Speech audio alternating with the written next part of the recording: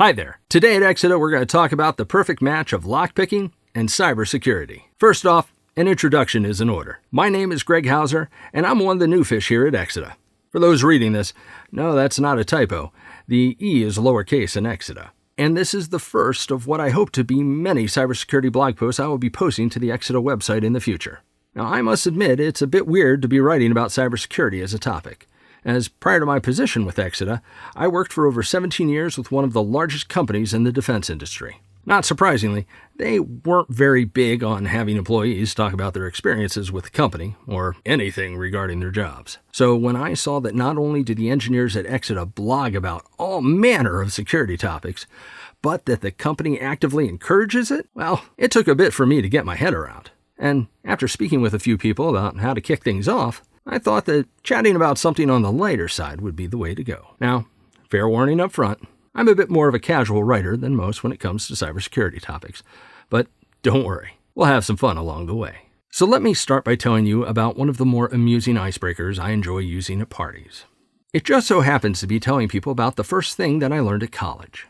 Now, my first weekend at college was like most people's, full of excitement and a little bit of anxiety about how I was going to fit into this big new world I was now becoming a part of. As part of the normal first-year traditions was a visit from the resident assistant, who was a very friendly guy named Ron.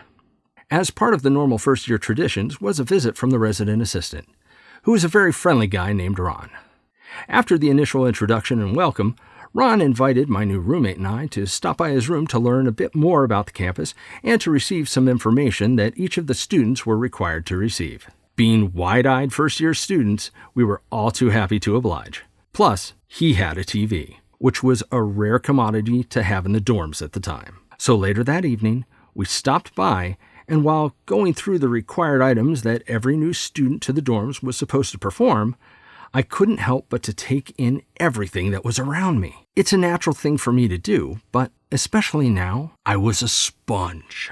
One of the items that caught my attention was a pair of handcuffs hanging on a wood beam used to support his loft. Well, me being me, I couldn't help but to make a joke about the handcuffs, which garnered a response I was not expecting. Ron promptly took the handcuffs and asked me if I wanted to see him get out of them using nothing more than a paperclip.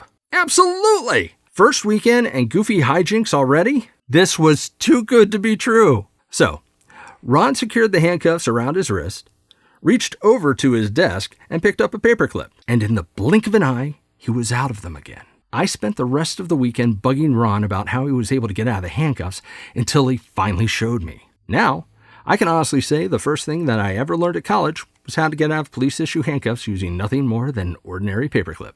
What I didn't realize at the time was that this moment would be my gateway into a very addictive pastime for myself during my freshman year, and that this weird little hobby that I picked up would serve me very well throughout the rest of my life. At this point, you're probably saying, well, that's great, Greg. Why should I care? Well, there's a reason I mentioned this topic. You see, lockpicking is nothing more than a physical version of what cybersecurity practitioners, and specifically those who enjoy penetration testing, do in the digital world. There's a reason that lockpicking is a regular track at hacking conventions. When you think about it, it makes sense. Hackers have traditionally learned how systems worked, what makes them tick, and how to get them to do things they weren't originally intended to do. Cybersecurity controls are designed to keep people out or to restrict their movements within a computer system or environment. Locks are physical manifestations of that same concept. Kind of a match made in heaven, if you ask me. Let me be frank. It's a hobby/skill that takes a bit of time to develop, not to mention patience and a bit of luck. It's one of those things that is just as much of an art as it is science, which become readily apparent when you see anyone with talent pick a lock. In general, lockpicking is a simple enough concept. You attempt to line up the pins and turn the chamber of the lock. If you've done it right, the lock opens. When you think about it, a cybersecurity control isn't all that different. If you can figure out the correct permissions and find a way to replay them in the right way, the system grants you access. A simple concept, but the execution is much harder, both when it comes to lockpicking and with cybersecurity. You are not going to consistently or even quickly be seeing success from your efforts when you first start. And you're going to find that different types of locks present different challenges when it comes to trying to defeat them, much in the same manner that different cybersecurity controls require different techniques to defeat, which is why the concept of defense in depth is such an important one in any cybersecurity architecture. You need patience, a light touch, and knowledge. Wait, these are some of the very same traits you want to have when you're designing a security architecture or performing a penetration test. Hey, what a coincidence! So aside from being a quirky trick to impress your friends with, and the corollary between cybersecurity controls and the physical security of a lock, what are the benefits of learning to pick locks? Well, here's the obvious one. It teaches you to think like the enemy. If there's one thing I usually run into an issue with when working with other security engineers, it's that they're really good at figuring out how to secure a system, environment, or device, but they're not very good at thinking about how to abuse those same systems they're charged with protecting. If there's one thing that I usually run into an issue with when working with other security engineers, it's that they're really good at figuring out how to secure a system, environment, or device, but not very good at thinking about how to abuse those same systems they're charged with protecting. To be fair, thinking like an attacker requires a different mindset, and one that is completely opposite from how most people operate. It just goes against our better nature, right? Lockpicking teaches you to go against the grain. It challenges you to think about how to get a system to do something that it wasn't originally intended to do. Additionally, it further pushes you to do so in the most efficient way possible. It also teaches you to be more observant when it comes to identifying flaws. There are many ways to pick a lock, and each type of lock presents its own challenges and skill requirements. Each method of lockpicking, and there are more than you can shake a stick at, has its own advantages and disadvantages based on the situation. The same can be said with any cybersecurity control. Lockpicking teaches you how to look at things, and in particular, to look for the flaws from multiple angles without getting locked into one specific mindset. It teaches patience. There's no way around it. You need patience to pick a lock.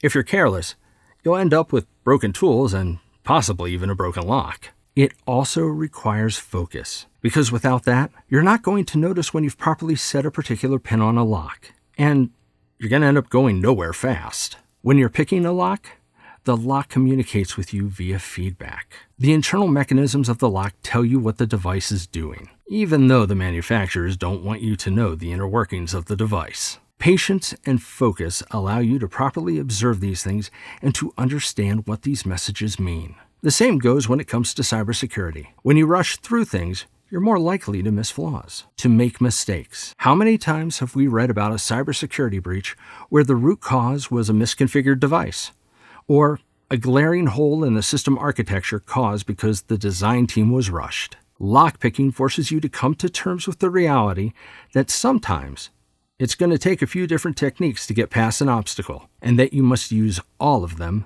patiently. Now, sometimes your manager or business planner may possibly disagree with you on that. Just toss them a lock and a set of picks and they'll eventually come around. Lockpicking is also a terrific way to better develop and hone the skills one needs to perform visual thinking, which is a nifty buzzword used to describe thinking about information via pictures instead of words. This is one of the main reasons that lockpicking keeps me coming back for more after all these years. I'm not the world's greatest visual thinker by nature. And if you give me a diagram or sketch, or the opportunity to make a few drafts on my own, I'm good.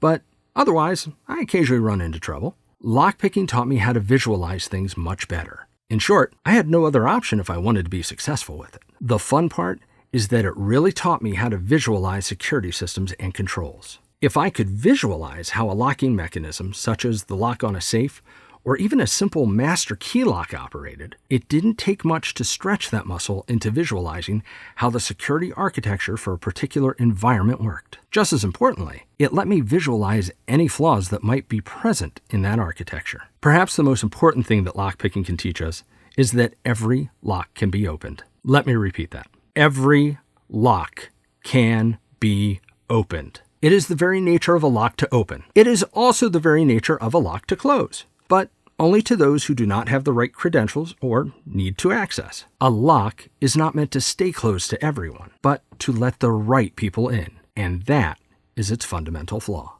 Those who pick locks understand this. All they need to do is to somehow, some way, get the lock to open for them even though it shouldn't. It doesn't even have to open in the way it was originally designed to be opened. The person attempting to pick the lock knows that the lock will open given the right technique. Therefore, it can be opened. Herein lies the lesson. There is no perfect security. I'm going to repeat this one as well. There is no perfect security. I've lost count of the number of times in my career where I've heard someone tell me a device or system was 100% secure, or that it was impossible for an attacker to get past our defenses, only for a penetration test, or worse, an actual cybersecurity incident, show that there was an exploitable flaw in their architecture which allowed an intruder to gain access, and in some cases, gain control of their environment. Lockpicking teaches the cybersecurity professional that every system they encounter or develop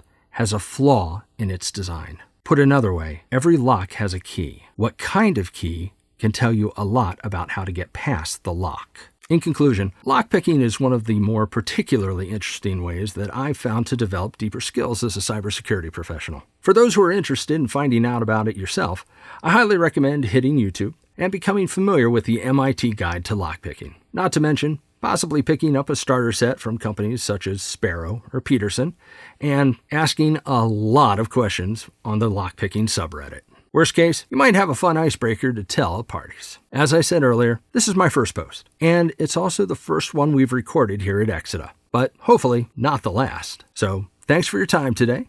And if you enjoyed this content and would like to see some more, then check out what our other engineers are doing here at exida.com/blog. Again, my name is Greg Hauser, and thanks for listening.